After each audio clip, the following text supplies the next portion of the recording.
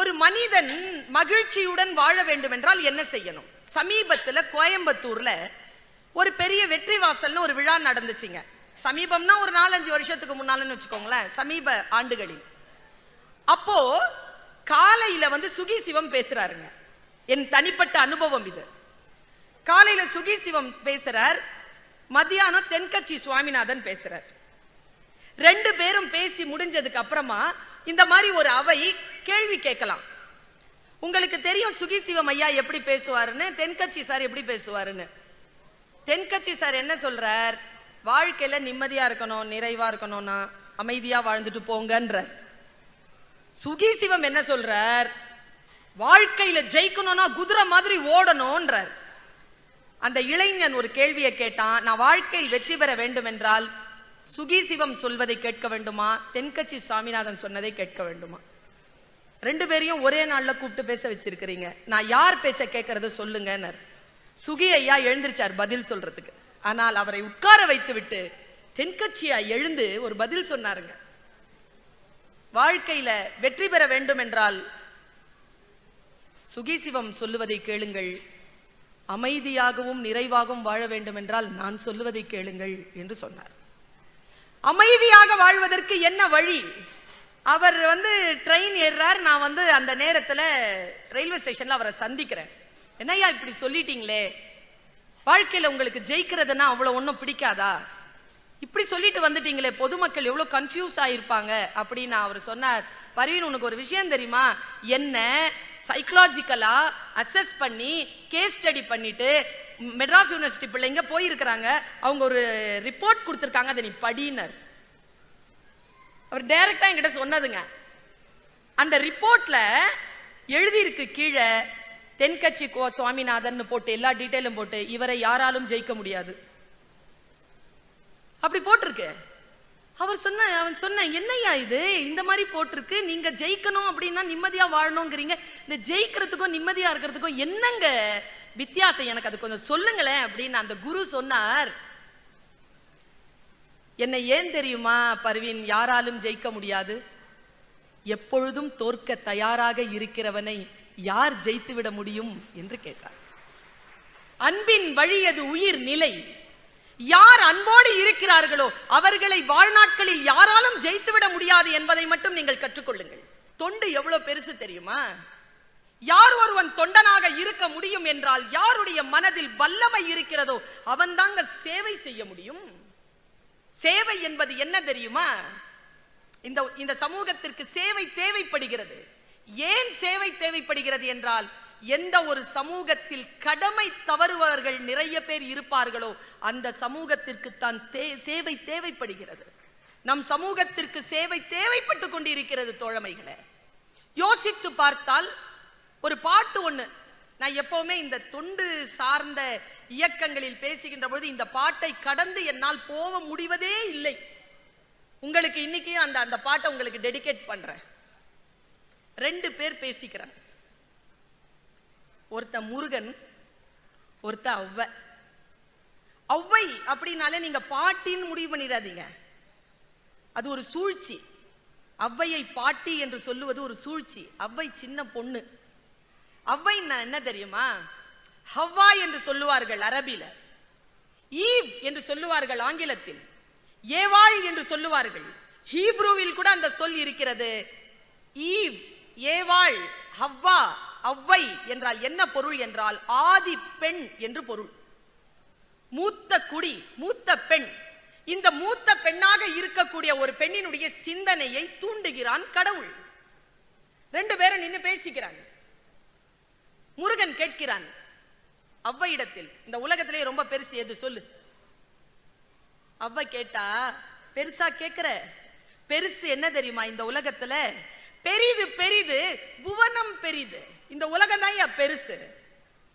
இந்த உலகம் பெருசுனா அப்ப உலகத்தை படைச்சவன், உலகத்தை படைச்சவன், ஆமா அவன் அதை விட பெரியவன் தானே. அவ வரா பாருங்க, எப்படி கடைசியா எங்க முடிக்கிறா பாருங்க.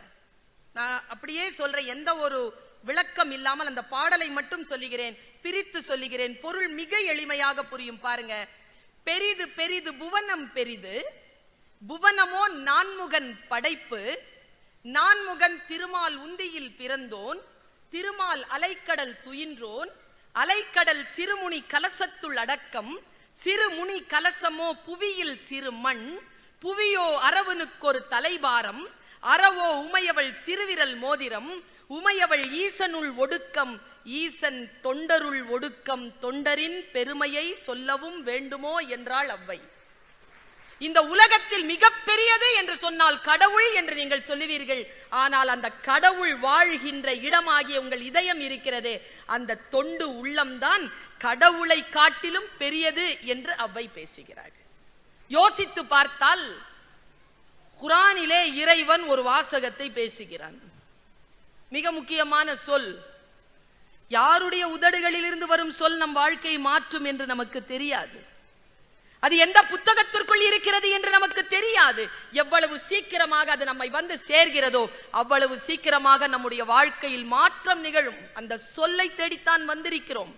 குர்ஆனிலே இறைவன் பேசுகிறான், நான் உங்களுக்கு தண்டனை தர வேண்டும் என்று முடிவு செய்து விட்டால் உங்கள் சிந்தனைக்கு திரையிட்டு விடுகிறேன் என்று பேசுகிறார். சிந்தனைக்கு திரையிடுதல் என்பது என்ன? யார் எது சொன்னாலும் புரியாதுங்க, புரியாமல் இருக்கும். ஏன் புரியவில்லை என்றால் நாம் புரிந்துவிடக் கூடாது என்று இயற்கை முடிவு செய்து இருக்கிறது. யாருக்கு வல்லமை இருக்கிறது தெரியுமா? யாருக்கு இறை அருள் இருக்கிறதோ சொற்களை புரிந்து கொள்ளுகின்ற வல்லமை அவர்களை வந்து சார்கிறது. நான் இதோ சில சொற்களை சொல்லுகிறேன். பெர்னாட் ஷா சொல்கிறான், நம்மில் பல பேர் 40 வயதிலேயே செத்து போகிறார்களாம், புதைப்பதற்குத்தான் 60-70 ஆண்டுகள் ஆகிவிடுகின்றன என்று பேசுகிறான். எவ்வளவு ஆழமான சிந்தனை! வாழ்கின்ற ஒவ்வொரு வினாடியும் வாழ வேண்டும் இல்லையா? யோசித்தால் ஒரு விஷயம் புலப்படுகிறது. சிந்தனாபூர்வமாக நம்முடைய வாழ்க்கையில் மாற்றம் நிகழ வேண்டும் என்றால் நாம் அதற்கு தயாராக இருக்க வேண்டும். நம்முடைய வாழ்க்கையில் நாம் மற்றவர்களை எப்படி புரிந்து கொள்கிறோம்? வல்லமையுடன் கூடிய சிந்தனை அடுத்தவர்களை சரியாக புரிந்து கொள்கிறது. மற்றவர்களுக்கு முன்னால் மறைப்பின்றி இருக்கிறது. நமக்கு அந்த வல்லமை வாய்த்திருக்கிறதா? நான் ஒரு சிறிய காட்சியை சொல்றேன். வல்லமை என்னை வந்து சேர்கிறது. இந்த காட்சியை நான் உணர்கிறேன். ஒரு பாட்டு சொல்கிறேன், அந்த பாட்டுக்கு ஏதுவான ஒரு காட்சியை சொல்கிறேன். ஏனென்றால் எந்த சிந்தனை வந்து சேர்கிறதோ அங்கே இருக்கக்கூடிய காடு புதர் எரிந்து சாம்பலாகின்ற பொழுது வெட்டவெளி தெரிகிறது. அது ஞானத்தினுடைய வாசல். நம்ம எல்லாருக்குமே ஆசை இருக்குங்க. எவ்வளவு ஆசை! எப்பா,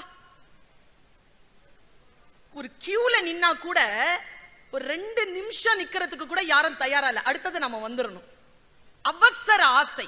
ஆசை இருக்கலாம், அவசரம் இருக்கலாமா? அவசர ஆசை இருக்கிறது. அவசர ஆசை இருக்கின்ற பொழுது வல்லமை வந்து சேராது. வல்லமை வர வேண்டும் என்றால் கொஞ்சம் நிதானமாக அதற்கான ஸ்பேஸ், அதற்கான ஒரு இடைவெளியை கொடுத்து அதை நாம் சிந்திப்போம். பாருங்க, எல்லாருக்கும் என்ன தெரியுமா ஆசை? எனக்கு பெங்களூர் பத்தி எல்லாம் தெரியாதுங்க, சென்னையை பத்தி நல்லா தெரியும். சென்னையில ஒரு ஸ்கொயர் ஃபீட் வாங்க முடியாதுங்க. இன்னைக்கு ரொம்ப காசு இருந்தாதான் வாங்க முடியும். பிளாட் தான் எல்லாம். இப்ப பாருங்களேன், இந்த பிளாட்டை பத்தி எனக்கு நிறைய நாளா ஒரு கேள்வி. இங்க ரியல் எஸ்டேட் காரங்க யாராவது இருந்தா, இல்ல பில்டர்ஸ் யாராவது இருந்தா எனக்கு பதில் சொல்லணும். இந்த சுவர் எந்த இல்ல, அந்த சுவரும் எந்த இல்ல, அது பக்கத்து வீட்டு சுவரு. இந்த நிலம் எந்த இல்ல, அடுத்தவன் கூரை. இந்த கூரை எந்த இல்ல, அது அடுத்தவன் தர. இப்ப என்னத்துக்கு 3.5 கோடி உனக்கு? 1000 ஸ்கொயர் ஃபீட்டுக்கு 3.5 கோடிங்கிறான். எதுவுமே எனக்கு சொந்தம் கிடையாது. இப்படி காத்த அடைச்சு விக்கிறதுக்கான அந்த ஸ்பேஸ்க்கு அவ்வளவு இடம், அவ்வளவு காசு. இன்னைக்கு பாரதி கேக்குறாங்க. பாரதி ஒரு நல்ல ஞாபகம் வச்சுக்கோங்க, வழிபாடு என்பது வேறு, இறை வேட்கை என்பது வேறு. இஸ்லாமியர்களுக்கு அப்படித்தான். ரெண்டுமே குழப்பிக்க மாட்டோம். வழிபாடு செய்கின்ற பொழுது இறை வேட்கை கிடையாது. இறை வேட்கை நிகழ்கின்ற பொழுது அங்கே வழிபாடு இல்லை. வழிபாடை முடித்து விட்டுதான் இறை வேட்கை நிகழ்த்துவோம். நாம பல நேரங்கள்ல பாத்திரத்தோட தான் கடவுள் கிட்ட நிக்கிறது. ஒரு பிச்சை பாத்திரத்தோட நிப்போம் தெரியுமா? நம்ம பாலராவாயன் சொல்லுவாரு, ஏன் சர்ச்சு வாசல்ல பிச்சைக்காரங்க இருக்காங்க, ஏன் வந்து மசூதி வாசல்ல பிச்சைக்காரங்க இருக்காங்க, ஏன் சர்ச்சு வாசல்ல பிச்சைக்காரங்க இருக்காங்கன்னா உள்ள ஓவர் கிரௌடா, அதான் உள்ள வர்றது இல்லையா, அவங்க வெளியிலேயே இருக்கிறதா. நாம் கையேந்துவதற்கு முன்னால் இறைவனிடத்தில் எப்படி பேசுதல், எதை கேட்பது என்கின்ற தெளிவு நமக்கு இருந்தால் பிச்சை பாத்திரத்தில் விழுகின்ற பிச்சைக்கு நமக்கான ஆயுள் அதிகம், அதற்கான அருள் கூடுதலாக கிடைக்கும். பாருங்க பாரதி எவ்வளவு கியூட்டா கேட்கிறான் பாருங்களேன். எனக்கு வல்லமை சேர்ந்த ஒரு இடம்ங்க இது. Don't generalise things, be specific. நாம பல நேரங்கள்ல ஜெனரல் தான். அவன் தெரியுமா மோசமானவன், அப்படியா ரொம்ப மோசமானவனா தெரியறானே. நம்முடைய ஒப்பீனியனே உனக்கு கிடையாது. எவ்வளவு ஸ்பெசிபிகேஷன் பாருங்க. ஸ்பெசிபிகேஷன் இருக்கின்ற பொழுது ஜெனரலைசேஷன் வராது. ஜெனரலைசேஷனை தூக்கி வச்சிட்டு ஸ்பெசிபிகேஷனோடு வாழ்க்கையை சந்தித்தல் வல்லமையின் ஒரு பகுதி. பாரதி இப்படி கேட்கிறான். ஒரு காட்சி, கேமரா ஆன், பாரதி இப்படி நிக்கிறான். சக்தி அப்படின்னு கூப்பிட்டான். பராசக்தி முன்னால வந்துட்டான். Yes, what do you want? Anything you want urgently? Tell me fast, I have work. அப்படிங்கிறா சக்தி. இரு, வரம் கொடுக்கறன்னு வந்துட்டல, என்ன அவசரம்? காணி நிலம் வேணும் எனக்கு சொந்தமா. காணி நிலம், காணி நிலம் எத்தனை ஏக்கறாங்க? Any clue? எவ்வளவுங்க? சரியா சொல்றாங்க, கேட்டு வச்சுக்கோங்க. காணி நிலம் கேக்குறாங்க. காணி நிலம் கேட்டுவிட்டு சக்தி கொடுத்துட்டாங்க. ஓகே, சாங்ஷன் தான். நாம என்ன செய்வோம்? கேட்டவுடன், ஒன்று கிடைத்தவுடன் போயிருவோம்ல. பாரதி போகல. பாரதி நின்னு அடுத்தது கேட்கிறான். நான் இப்ப சமீபத்தில் பேசினேன், கனவு மெய்ப்பட என்கின்ற தலைப்பில் பேசினேன். நான் சொன்னேன், இலக்கு என்பது எட்டியவுடன் உட்கார்வது அல்ல. அடுத்த இலக்கை எவன் ஒருவன் இலக்கில் நின்று கொண்டு நிர்ணயிக்கிறானோ அவன்தான் வெற்றியாளனாக இருக்கிறான். அடுத்த இலக்கை நிர்ணயிக்கணுங்க. உடனே ரிலாக்ஸ் ஆகாதீங்க. ரிலாக்ஸ் ஆறவங்க தான் தோக்குறாங்க வாழ்க்கையில. வாழ்க்கையில என்னைக்குமே ரிலாக்ஸ் ஆகாதீங்க. ரிலாக்ஸ் ஆகணும் அப்படின்னு முடிவு பண்ணிட்டீங்கன்னா அதுக்கப்புறமா எது மேலேயும் ஆசை வைக்காதீங்க. ஓடிக்கிட்டே இருங்க. ஆலிஸ் இன் வண்டர்லாண்ட்ல ஓடுறால, ஓடிக்கிட்டே இருப்பா. அவ கேப்பா, எங்க ஓடுறான்னு கேப்பா. எங்கேயும் ஓடல, அப்ப ஏன் ஓடுறான்னு கேப்பா. நாம் நின்று கொண்டிருக்கின்ற நிலம் பின்னோக்கி நகர்ந்து கொண்டே இருக்கிறது. ஏற்கனவே நிற்க வேண்டிய இடத்தில் நிற்க வேண்டும் என்றாலே தலைவெறிக்க ஓடியாக வேண்டும் என்று சொல்லுவாள் ராணி. ஏற்கனவே நிற்கின்ற இடத்தில் நிற்க வேண்டும் என்றாலே ஓட வேண்டும் என்றால் இலக்கை அடைந்தவுடன் அடுத்த இலக்கை நிர்ணயித்தல். பாரதி எப்படி நிர்ணயிக்கிறான் பாருங்க. காணி நிலம் வேண்டும் பராசக்தி, காணி நிலம் வேண்டும். சாங்ஷன் ஆயிடுச்சுங்க. அடுத்த இலக்கு பாருங்க. அங்கே தூணில் அழகியதாய் நன் மாடங்கள் துய்ய நிறத்தினதாய் அந்த காணி நிலத்திடையே ஒரு மாளிகை கட்டித்தர வேண்டும். ஸ்பெசிபிகேஷன். வீடு கட்டி கொடு, இந்த மாதிரி டிசைன் இருக்கணும், இந்த மாதிரி கலர் பெயிண்ட் இருக்கணும். அடுத்தது, கேணி அருகினிலே தென்னை மர கீற்றும் இளநீரும். எங்க கேணி இருக்கணும், அங்க எப்படி தென்னை மர கீற்று இருக்கணும், அதுல எல்லாம் எப்படி இளநீர் இருக்கணும்னு ஸ்பெசிபிக்கா வரைஞ்சு கொடுக்குறான். அடுத்தது பாருங்க, பின்னால திரும்பி பார்த்தா 10-12 தென்னை மரம் பக்கத்தில் வேண்டும். அடுத்தது லைட் எஃபெக்ட். அங்கே முத்துச்சுடர் போல் நிலா ஒளி முன்பு வர வேண்டும். Sound effect. கத்தும் குயிலோசை சற்றே வந்து காதில் பட வேண்டும். ஒரு போர்ட்ரேட் பண்றான் பாருங்க. நம்முடைய விஷன் நம்ம போர்ட்ரேட் பண்ணிருக்கோமா என்னைக்காவது? என்னப்பா ஆகணும், பெரிய ஆள் ஆகணும் சார் அப்படின்னா 4 பேர் மதிக்கணும், நிறைய சம்பாதிக்கணும், அப்புறம் கல்யாணம் பண்ணணும், ஆம்பளை பிள்ளையா பெத்துக்கணும், பேங்க் பேலன்ஸ் இருக்கணும், சரி, அப்புறம் எல்லாம் இருக்க போயிடலாமா? அவ்வளவுதானா? இல்லைங்க. இலக்கு என்பது எது? பாரதி எப்படி வரான் பாருங்க.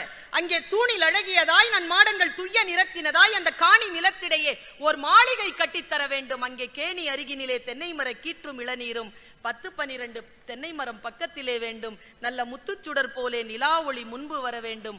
அங்கே கத்தும் குயிலோசை சற்றே வந்து காதில் பட வேண்டும். நிறுத்திட்டு அம்மனை பாக்குறான்.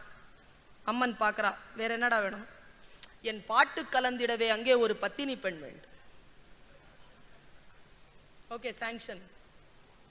அப்புறமா மனைவி வந்துட்டா, இலக்கு மறந்துடக்கூடாது. எங்கள் கூட்டுக்களியினிலே கவிதைகள் கொண்டு தர வேண்டும். எங்க ஆரம்பிக்கிறான் அங்க நிக்கிறான். சரி, கவிதையும் வந்துருச்சு, நான் போட்டுமான்னு கேக்குறாங்க. இதாங்க நமக்கு நம்முடைய வேற பிடிச்சு இதுதான் உன்னிடம் என்று நிறுத்துற இடத்துல பாரதி போய் அப்படி உட்கார்றான் பாருங்க. அம்மா எல்லாம் கிடைச்சிருச்சு, நீ போவாத. ஏண்டா? விடு என்ன, போத இரு, என்ன பண்றது இப்போ? அந்த காட்டு வெளியினிலே சரி என்னை யாராவது டிஸ்டர்ப் பண்ணா அதுக்கு அம்மா உந்தன் காவல் உற வேண்டும், செக்யூரிட்டி அங்க நில்லுங்கிறாங்க.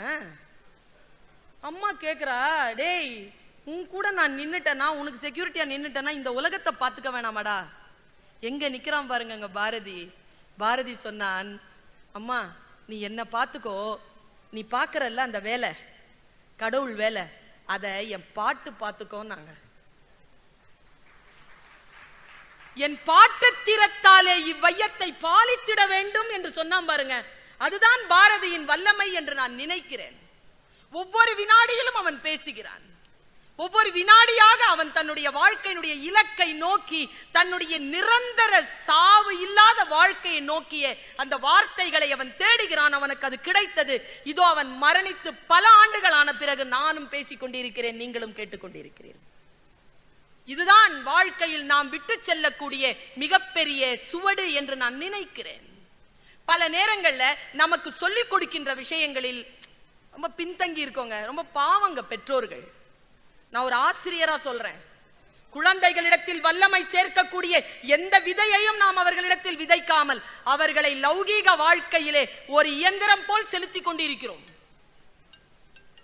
1ஆம் கிளாஸ் படிக்கிறதுக்காக ஒரு புள்ள வந்து சேருதுங்க ஒரு ஸ்கூல்ல. நேத்து தான் ஜிடி நாயுடு ஸ்கூல்ல பேசிட்டு வரேன். அந்த கரஸ்பாண்டன்ட் சொன்ன வார்த்தை, sir first standard UKG LKG ஒரு ஸ்கூல்ல இருந்து வந்து ஃபர்ஸ்ட் ஸ்டாண்டர்ட்க்கு சேர்க்கும் போது அங்க அப்பா சொல்றாராம், என்ன இந்த ஸ்கூல் ரொம்ப நல்ல ஸ்கூல், ஒரே ஒரு இதுதான் எனக்கு தெரியணும். என்ன தெரியணும் உங்களுக்கு? இங்க நீட் எக்ஸாம்க்கு குழந்தைகளுக்கு ப்ரிப்பேர் பண்ணுவீங்களா? 1ஆம் கிளாஸ் பிள்ளைக்கு நீட் எக்ஸாம்க்கு ப்ரிப்பேர் பண்ணணுமா? இந்த பெற்றோர்கள் என்ன செய்யறதுங்க? இந்த மனதை எங்க போய் கழுவுறது? இந்த பெற்றோர்களுடைய மனதை எங்க போய் கழுவுறது? நான் சமீபத்தில் மலேசியா போயிருந்த பொழுது அங்க டிரைவ் பண்ணிட்டு இருந்தார் ஒரு டிரைவர். அவர் வந்து ஒரு இன்ஜினியர், அவங்க வைஃப் டீச்சர்.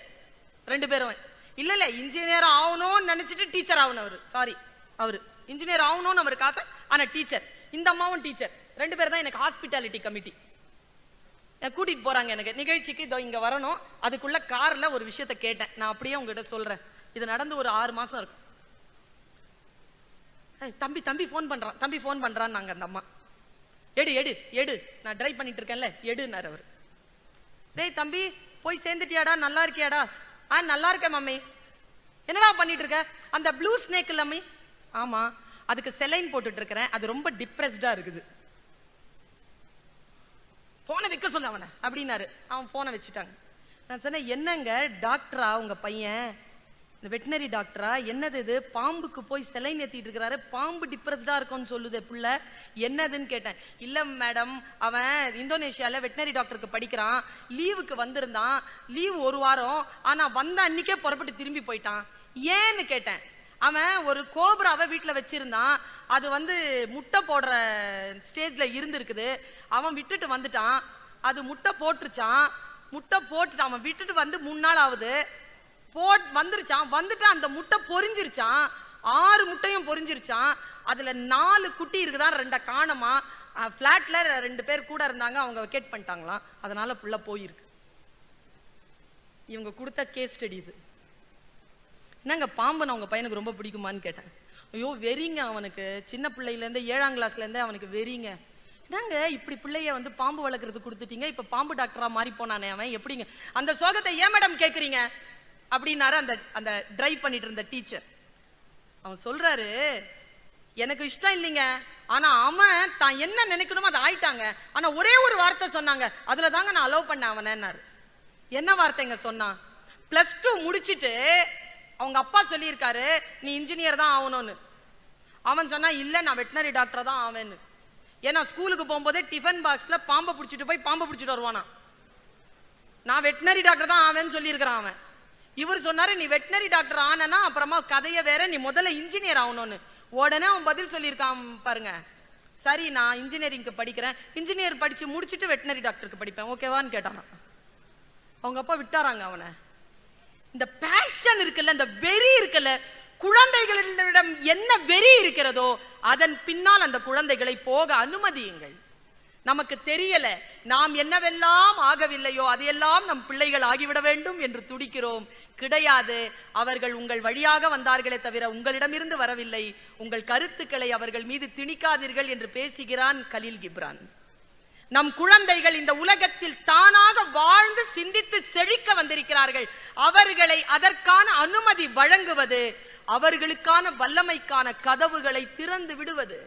பல நேரங்களில் நான் யோசித்து பார்க்கிறேன், நம்முடைய வாழ்க்கையில் நாம் தோற்கின்ற இடங்கள் எது என்றால், நாம் பிடிவாதமாக நின்று கொண்டு இதுதான் சரி என்று சொல்லி அதை அடுத்தவர்களுடைய வாழ்க்கையின் மீது திணிப்பதுதான். அந்த திணிப்பு இல்லாத மனம் வல்லமை படைத்த மனமாக இருக்கிறது என்பதனை இந்த அவையிலே நான் கூறிக்கொள்ள கடமைப்பட்டிருக்கிறேன். ஒரு செய்தியை சொல்கிறேன். நான் சின்ன குழந்தைகள் நிறைய பேர் வந்திருக்கிறீர்கள். யூத், இந்த 20-25 வயசுல நிறைய பேர் வந்திருக்கிறீர்கள். பெற்றோர்களுக்கு எப்படி குழந்தைகள் மீது கடமை இருக்கிறதோ, குழந்தைகளுக்கும் பெரியவர்கள் மீது அவ்வளவு கடமை இருக்கிறது. அந்த கடமையை எப்படி புரிந்து கொள்வது? நான் என் மகனிடம் சொல்லுவேன், தாயிடம் எதை நீ மறைக்க நினைக்கிறாயோ அது உன் வாழ்க்கையில் சாபமாக முடியும். அதை மறைக்காதே, அதை மறைக்காதே. தாய் தந்தையரிடம் மறைக்கக்கூடிய விஷயங்களை உன்னுடைய வாழ்க்கையில் நீ செய்யாதே. அதுதான் உன் வாழ்க்கையில் நீ அடுத்த கட்டத்திற்கு போய் அடுத்தவர்கள் உன் பின்னால் வருவதற்கான ஒரே வழி. இது சொல்லிக் கொடுத்தது யார் தெரியுமா? எனக்கு சொல்லிக் கொடுத்தது யார் தெரியுமா? நான் ஒரு காட்சியை சொல்றேன் உங்களுக்கு. கேமரா ஆன் பண்ணுங்க. ஒரு காட்சி, ரொம்ப பியூட்டிஃபுல்லான காட்சி. பழைய புராணங்கள் என்று பேசுகிறோம் நாம். ஆனால் அந்த பழைய புராணங்கள் தான் நம்முடைய வாழ்க்கையை வழிபடுத்துவதற்காக எத்தனையோ விஷயங்களை உள்ள வச்சிருக்குங்க. இதோ கிறிஸ்துமஸ் வரப்போகுது, இதோ கிறிஸ்துமஸ் வரப்போகுது. ஜீசஸ் கிரைஸ்ட் நமக்காக பிறந்து நமக்காக மரித்தார் என்று சொல்கிறார்கள். அவரை பற்றிய வாழ்க்கை, கிருஷ்ணனுடைய வாழ்க்கை, ராமனுடைய வாழ்க்கை, முகமது நபியினுடைய வாழ்க்கை, காந்தியினுடைய வாழ்க்கை, வாழ்ந்து செழித்து அழிந்து போன எத்தனையோ பெருமக்களினுடைய வாழ்க்கை நமக்கு பாடமாக இருக்கிறது. அதில் ஒன்றுதான் புராணம் நமக்கு தருகின்ற வாழ்க்கை. அது நடந்ததா நடக்கவில்லையா என்றெல்லாம் எனக்கு அவசியம் இல்லை. ஆனால் அது சொல்லுகின்ற கருத்து மிக முக்கியமானது. நான் ஒரு கருத்து சொல்றேன். கல்யாண மாலைன்னு ஒரு நிகழ்ச்சியில பேசினேன். தனி மனித அறம் குறித்து, கல்வி அறம் குறித்து நான் பேசினேன். கல்வி அறம் குறித்து பேசிட்டு இறங்கி நான் போய் ட்ரெயின் பிடிக்கணுங்க. என் கூட ஒரு பெரியவர் வந்தார். அவர் பேர் திருப்பூர் கிருஷ்ணன். சில பேருக்கு தெரிந்திருக்கலாம் அவரை. ரொம்ப கண்ணியமான ஒரு மனிதர், வயதானவர். நல்ல ஞாபகம் வச்சுக்கோங்க, யாருடைய வார்த்தைகளோ ஒரு அலங்காரம் இல்லாமல் நம்மை கடந்து போகும். அலங்காரம் இல்லாமல் நம்மை கடந்து போகும். ஆனால் நம்முடைய வாழ்க்கையில் ஏதோ ஒரு மாற்றத்தை அது நிகழ்த்திவிடக் கூடும். மிக கவனமாக அதை பிடித்துக் கொள்ள வேண்டும். நான் பிடிச்சுக்கிட்டேன். அவர் அப்படி தாண்டி போறாருங்க. போகும்போது அவர் 2 விஷயம் சொன்னார் எனக்கு. 2 மிக முக்கியமான 2 விஷயங்கள். அவங்க அப்பா அவர் மீது கோபப்பட்ட ஒரு விஷயம், புராணத்திலிருந்து ஒரு விஷயம். 2 விஷயத்த சொன்னார். அவங்க அப்பா அவருக்கு கோபப்பட்ட விஷயத்தை நான் சொன்னேன்னா நீங்க இப்ப எப்படி எடுத்துக்குவீங்கன்னு எனக்கு தெரியாது. ஆனால் ஆழமான மன தியானம் இருந்தால் நல்ல நிலையில் நீங்கள் எடுத்துக்கொள்வீர்கள். பெற்றோர்களுக்கான செய்தி, பிள்ளைகளுக்கு நான் வருகிறேன். மிக ஆழமான செய்தி. அவர் சொன்னார், அவரு வேலை கிடைச்சிருச்சு சொல்லிட்டு அப்பாவுக்கு கடிதம் போட்டிருக்காருங்க. கடிதம் போட்டுட்டு அவர் போயிருக்கிறாரு. அவங்க அப்பா முகம் பார்த்து பேசலையாம். அவங்க அம்மா சொன்னாங்களாம், சரிடா வா, ஒரு வாய் காஃபி சாப்பிட்டுட்டு போவ வா, அப்புறம் போய் திட்டு வாங்கிக்கோன்னு. போயிட்டு காஃபி சாப்பிட்டு போய் நின்றுட்டு இருந்தா அவங்க அப்பா சொன்ன ஒரே வார்த்தை, உனக்கு அவ்வளவு திமிரோ? அவர் ரொம்ப எளிமையா சொன்னாருங்க. என் மனசுல ஊசி மாதிரி போய் உட்காந்துருச்சுங்க. அது ரொம்ப எளிமையா சொன்னார். அது குத்திக்கிட்டே இருக்கு, இன்னும் குத்திக்கிட்டே இருக்கு. என்னால கண்டுபிடிச்சு எடுக்க முடியல அந்த ஊசிய. அவர் சொல்றார், உனக்கு அவ்வளவு திமிரோ? என்னப்பா நான் என்ன பண்ணிட்டேன்? உனக்கு வேலை கிடைச்சிருச்சு, என்ன பார்க்க வரேன்னு உனக்கு எழுதுறதுக்கு இன்லைன் லெட்டர் தான் நான் கிடைச்சது. அவ்வளவு ஆடம்பரமா? என் போஸ்ட் கார்டு பத்தாதா? இன்லைன் லெட்டர் எழுதினதே ஆடம்பரம் என்று சொன்ன ஒரு சமூகம். பிளைனா விட்டிருந்தியே அந்த பக்கம், அது யாரோ மனைவிக்கோ, யாரோ கணவருக்கோ, யாரோ பிள்ளைகளுக்கோ, தன்னுடைய உறவுகளிடம் சொல்லுவதற்கான சொற்கள் அடங்குவதற்கான இடம் இல்லையா? அதை நீ வீணடித்து விட்டாயே என்று சொன்னாராம்.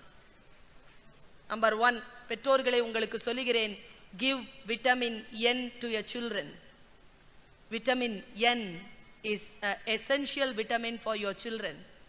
You start giving from now. Vitamin N means NO, no to your children. அவங்க ஏதாவது கேட்டாங்கன்னா நோன்னு சொல்லுங்க. அதான் அவங்களுக்கான ஒரே விட்டமின். எல்லாத்துக்கும் எஸ் எஸ் எஸ்ன்னு சொல்லி தான் நம்ம இவ்வளோ நிலைமைக்கு வந்து நின்று இருக்கோம். 100 விஷயங்கள் கேட்கின்ற பொழுது 75 விஷயங்களுக்கு நோ சொல்லுகின்ற பெற்றோர்கள் குழந்தைகளை வல்லமை படைத்தவர்களாக மாற்றுகிறார்கள். 100 விஷயத்திற்கும் எஸ் என்று சொல்லுகின்ற பெற்றோர்கள் பலவீனப்படுத்துகின்ற ஒரு உயிரைத்தான் இந்த உலகத்திற்கு தருகிறார்கள். பலவீனம் இல்லாமல் நாம் இருக்க வேண்டும் என்றால் சிக்கனமாக இருக்க வேண்டும் என்பது ஒரு செய்தி. அடுத்த செய்திங்க, ஒரு 4 ஜன்னல் தாண்டறதுக்குள்ள சொல்லிட்டாங்க மனுஷன். இவ்வளவு அலங்காரமா சொல்லல, நான் தான் இவ்வளவு அலங்காரமா சொல்றேன். கேமரா ஆனாச்சா? ஒரு டென்ட், அந்த டென்ட்டுக்குள்ள திரௌபதி தலை விரிச்சு உட்கார்ந்துருக்கா. உள்ள நுழைறான் Arjunan. Hi Draupadi, how are you அப்படின்னு கேட்டு உள்ள நுழைறான். திரௌபதி சொன்னா, I am not fine. What about Karna? Did you kill Karna? கர்ணனை கொன்றாயா? I will kill him tomorrow. நாளைக்கு அவனை நான் கொல்கிறேன். இன்னைக்கு உன்னை பார்க்கணும் போல இருந்துச்சு. அதான் இவங்க 2 பேர் பேசிட்டு இருக்கும் போது தர்மன் வந்துட்டாராம். தர்மனுக்கு தெரியாது அர்ஜுன் அங்க நிக்கிறான்னு. தர்மன் பார்த்த உடனே அர்ஜுன் அலர்ட் ஆயிட்டான். திரௌபதி திரும்பி பார்க்கறா. என்ன இங்க நின்னுட்டு இருக்கிற? போர் போயிட்டு இருக்கும்போது Did you kill Karna அப்படின்ட்டு அவனும் கேட்கறான். அதான் திரௌபதி கிட்ட சொல்லிட்டு இருக்கேன், I will kill him tomorrow அப்படின்ட்டு. ஆமா டுமாரோ, எப்ப பார்த்தாலும் டுமாரோ. எவ்வளவு நாள் ஆயிடுச்சு? நாளைக்கு நான் எப்படி கர்ணனை இப்ப யார் ஜெயிக்கிறது? உன் கையில அவ காண்டிப்பா வச்சிருக்கிறிய, இது என்ன வில்லா இல்ல புல்லா அப்படின்னு கேட்டானா. கேட்டுட்டு நாக்க கடிச்சுக்கிட்டான் தர்ம. ஏன்னா இவங்க 2 பேருமே அந்த வில்வித்தையை பூர்த்தி செய்த பொழுது அர்ஜுனன் தன்னுடைய காண்டிபத்தின் மீது சத்தியம் செய்தான், தன் குருவின் மீது சத்தியம் செய்தான், யாரேனும் தன்னுடைய காண்டிபத்தை குறைத்து பேசினால் அவர்களை கொலை செய்வேன் என்று. அவ ஓன் அழுறா. இப்போ தர்மனை கொன்னாகணும், ஓன் அழுறாளாம் திரௌபதி. அழுத உடனே உங்களுக்கு தெரியும்ல திரௌபதி அழுதா யார் வருவான்னு. கிருஷ்ணன் வந்துட்டார். What baby, why are you crying? What do you want? You want me to do something for you? The situation is not good. What happened? அவ விஷயத்தை சொன்னா. இப்படி ஆயிடுச்சு. That's it. அவ்வளவுதானா? ஏய் இங்க வா அர்ஜுனா, நீ நாளைக்கு வந்து கர்ணனை கொல்லலாம். இன்றைக்கு நீ என்ன செய்? தர்மனை கொன்று விடு. தர்மனை இன்றைக்கு கொல் என்றான். உடனே திரௌபதி அழுகிறாள். எப்படி கிருஷ்ணா, நான் எப்படி இவன் அவரை கொலை செய்வதற்கு நான் பார்த்து கொண்டிருப்பது, இது தவறில்லையா? உடனே கிருஷ்ணன் சொன்னான், கொலை செய்வது என்றால் அப்படியே கொலை செய்வது அல்ல, நீ சாஸ்திரத்தின்படி கொலை செய். அப்படி என்றால் உனக்கு பெரியவன் தானே தர்மன், ஆம், அவனை அவமரியாதையாக பேசு, ஒரு 4 வார்த்தை பேசு, அவனை கொலை செய்தது ஆயிடும். பேசிட்டாங்க. இப்போ பழி எங்க தெரியுமா இருக்கு? பெரியவர்களை பேசி அவர்களை கொலை செய்வதற்கு சமானமாக அவதூறாக பேசினால் சாஸ்திரத்தின்படி தற்கொலை செய்து கொள்ள வேண்டும். அடுத்த பிரச்சனை வந்து சேர்ந்துருச்சு, இவன் தற்கொலை செஞ்சுக்கணும். இதை திருப்பூர் கிருஷ்ணன் சொன்னார். சொல்லிவிட்டு சொன்னார், கிருஷ்ணன் பார்த்து சொன்னா, நாம் அர்ஜுனனிடத்தில், நீ இன்றைக்கு செத்துப்போ, நாளைக்கு கர்ணனை கொல்லலாம். எப்படி செத்து போறது? செத்து போறதுன்னா செத்து போறது இல்ல, சாஸ்திரப்படி செத்து போறது. அப்படின்னா என்ன? உன்னை புகழ்ந்து 4 வார்த்தை பேசு, எவ்வளவுதான். இந்த புராணம் சொல்லுகின்ற செய்தி என்ன தெரியுமா? இது நடந்ததா நிகழவில்லையா என்கின்ற அரசியலுக்குள் நாம் போக வேண்டாம். நிகழ்ந்த அந்த விஷயத்திற்குள் வந்த ஞானம் என்ன தெரியுமா? விஸ்டம் என்ன தெரியுமா? அடுத்தவர்கள் பெரியவர்களை அவமரியாதையாக பேசுவது அவர்களை கொலை செய்வதற்கு சமம். அவர்களுக்கு முன்னால் நம்மை நாமே புகழ்ந்து பேசிக் கொள்வது தற்கொலை செய்வதற்கு சமம் என்கின்ற 2 அற்புதமான ஞானம் வந்து சேர்ந்த இடத்தில் திருப்பூர் கிருஷ்ணன் என்கின்ற குரு எனக்கு ஒரு விஷயத்தை சொல்லிவிட்டு செல்கிறார். வாழ்க்கையில் ஞானம் இப்படித்தான் வந்து சேரும். பல வார்த்தைகளை நாம் பேசினாலும் அந்த வார்த்தைகளுக்குள் உள்ளே இருக்கக்கூடிய சொற்கள் மிக நிதானமாக கவனிக்கப்பட வேண்டியவை. பெரியோர்களே, தமிழ் அற்புதமான மொழி. நாம் ஒரு மொழியில் பேசுவது வேறு மொழியில் இருக்கின்றவர்களுக்கு புரியாமல் போகலாம். ஆனால் தமிழ் மொழி தெரிந்தவருக்கே அது புரியாமல் போய்விடக் கூடாது. பல நேரங்களில் வார்த்தைகளில் நாம் கவனமாக இருந்து அந்த வார்த்தைகளை சரியாக உச்சரிக்கிறோமா? பல நேரங்களில் நான் சொல்லுகிறேன், சமீபத்தில் ஒரு 2 அற்புதமான விஷயங்களை நான் தெரிந்து கொண்டேன். அற்புதமான விஷயங்கள். மடையர்கள்னு சொல்றோம்ல, அறிவுள்ளவர்கள், அறிவில்லாதவர்கள் யார்? மடையர்கள். மடையர்கள் என்றால் என்ன தெரியுமா? மட்டர்கள் என்பவர்கள் கிணறு தோண்டக்கூடியவர்கள். அவர்களை வைத்துக்கொண்டு அரசர்கள் என்ன செய்வார்கள் என்றால், தண்ணீர் பாசனத்திற்கு அணைகளை கட்டி அணைகளுக்கு மடை வைப்பார்கள். கதவு தண்ணீர் ஏரிகளில் நிரம்புகின்ற பொழுது பாசனத்திற்காக மடையை திறக்க வேண்டும். மடையை திறப்பதற்கு எந்த இயந்திரமும் இல்லாத நேரத்தில் இந்த மட்டர்கள் தான் கடைசி சோறு சாப்பிட்டு விட்டு வீட்டில் எல்லோருக்கும் விடை சொல்லிவிட்டு உலகம் தண்ணீர் குடிக்க வேண்டும் என்பதற்காக தன்னுடைய உயிரை துச்சமாக மதித்து அந்த மடையை திறந்து வைப்பார்கள். அப்படி தன்னுடைய உயிரை துச்சமாக மதித்து மடையை திறந்து வைக்கக்கூடியவர்களினுடைய பெயரால் நாம் அடுத்தவர்களை வசைப்பாடுகிறோம். இன்றிலிருந்து அந்த சொல்லை நாம் பயன்படுத்தாமல் இருப்போம். அந்த சொற்களின் மீது இருக்கக்கூடிய கவனத்தை வைத்துக் கொள்வோம். இன்னொரு சொல் சொன்னா ரொம்ப ஆச்சரியமா இருக்கும். சாமி வருதுங்க, கடவுள் ஊர்வலமாக வருகிறார், தேர் செல்கிறது, லட்சக்கணக்கான பேர் தேர்வடம் பிடிக்கிறார்கள். இறைவனை வழிபடுவதும் தேரை பிடிப்பதும் வாழ்க்கையை சுபிக்ஷமாக்கும் என்கின்ற நம்பிக்கை இந்தியாவிற்கு உரியது. அந்த நம்பிக்கையில் எல்லோரும் வடம் பிடிக்க வருகிறார்கள். அத்தனை லட்ச பேர்களில் ஒரே ஒருவன் மட்டும் அந்த சாமியையும் பார்க்க மாட்டான், மக்களையும் பார்க்க மாட்டான், தேரையும் பார்க்க மாட்டான், தேர் சக்கரத்தை மட்டும் பார்த்துட்டு இருப்பான். அந்த தேர் சக்கரம் எங்கேயாவது முட்டுச்சுன்னா கையில ஒரு சின்ன முட்டு வச்சிருப்பான். அந்த முட்டு வச்சு அப்படி திருப்புவான். தேர் கோவில் பக்கம் திரும்பும். தேர் கோயிலுக்கு செல்ல வேண்டும் என்பதற்காக கடவுளை சுமந்த தேரை, மக்கள் வடம் பிடித்திருக்கக்கூடிய தேரை கோயிலுக்கு செலுத்துவதற்காக தன்னுடைய புண்ணியத்தையும் தன்னுடைய வாழ்க்கையின் வளத்தையும் பற்றி எந்த அக்கறையும் படாமல் அந்த முட்டை மட்டும் வைத்துக் கொண்டு நின்று கொண்டிருக்கும் ஆள் முட்டு ஆள். நாம் எப்படி அவர்களை அழைக்கிறோம்? தியானம் என்பது என்ன? வேதாத்ரி மகரிஷி சொல்கிறார், நீ சமையல் செய்கிறாயா? சமையல் செய்கின்ற பொழுது உப்பு போடுகிறாயா? உப்பு போடுகின்ற பொழுது உன் தியானம் இருக்கிறதே, அந்த நிலைக்கு பெயர் தானம்மா ஞானம், அந்த நிலைக்கு பெயர் தான் தியானம் என்று பேசுகிறார். எந்த காரியத்தை செய்தாலும் அதில் முழுமையாக இருத்தல். நான் ஒரு செய்தியை சொல்லி நிறைவு செய்கிறேன். ஒருவன் வாழ்க்கையில் தோற்று போனான், தன் குருவை தேடி போனான். அந்த குருவை தேடி போகின்ற பொழுது அந்த குரு சொன்னார், வாட்ச் யுவர் நெக்ஸ்ட் ஸ்டெப். இது குரு சொன்ன பதில். இது குருமார்களின் தேசம். எத்தனையோ காரியங்களில் நம்மால் விடை காண முடியாத நிலையில் நமக்கு குருமார்களுடைய வாசகங்கள், அவருடைய குரு வாசகம் நமக்கு நம்முடைய வாழ்க்கையில் பல வெளிச்சத்தை தந்திருக்கிறது. அதுதான் இலக்கியம், அதுதான் சொல், அதுதான் சிந்தனை. அவர் போய் சொன்னார், என் வாழ்க்கையில் இவ்வளவு சிக்கல் இருக்கிறது, எனக்கு எப்படியேனும் நான் இதிலிருந்து விடுதலை பெற வேண்டும், எனக்கு வழி சொல்லுங்கள். குரு சொன்னார், வாட்ச் யுவர் ஸ்டெப். இது பத்தல குருவே, வேற ஏதாவது சொல்லுங்க. Watch your next step, that's it. அவன் சரி போயிட்டு வரேன்னு கிளம்புனான். குரு சொன்னார், இருட்டாயிடுச்சே, தங்கிட்டு நாளைக்கு போயேன். இல்ல நான் போகணும், நாளைக்கு அசைன்மெண்ட் இருக்கு, நான் போகணும். வெளியில வந்தார் குரு, கார் நின்னுட்டு இருக்கு. கார்ல ஏறினான். சிஷ்யனிடத்தில் கேட்டார் குரு, உன் வீடு இங்கிருந்து எவ்வளவு தூரம்? 70 கிலோமீட்டர். இருட்டாயிடுச்சு, எப்படி போவ? கார்ல போயிருவேன் குருவே. அதான் கார்ல போனாலும் இருட்டா இருக்கே, லைட் இருக்கே குருவே. லைட் இருக்கா? எங்க போடு. போட்டான். லைட் எவ்வளவு தூரத்துக்கு வருது? 2 அடிக்கு வருது. 2 அடி வெளிச்சத்தை வச்சுக்கிட்டு 70 கிலோமீட்டர் போயிடலாம் நீ சொல்லும் பொழுது நம்முடைய அடுத்த அடியை நிதானிப்பதன் மூலமாக நம்முடைய இலக்கை நாம் அடைய முடியாதா?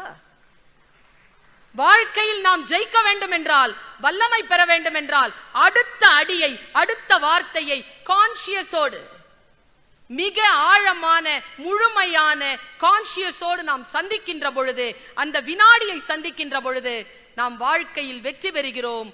நம்முடைய வாழ்க்கையின் ஒரே இலக்கு சிகரம் தொடுவது என்றால், பெருமக்களே, சிகரம் தொடுவது யாரோ ஒருவர் தொட்ட சிகரத்தை தொடுவதல்ல, நம் உயரத்தின் எல்லையை தொடுவதுதான் சிகரம் தொடுவது. அடுத்த முறை நான் உங்களை சந்திக்கின்ற பொழுது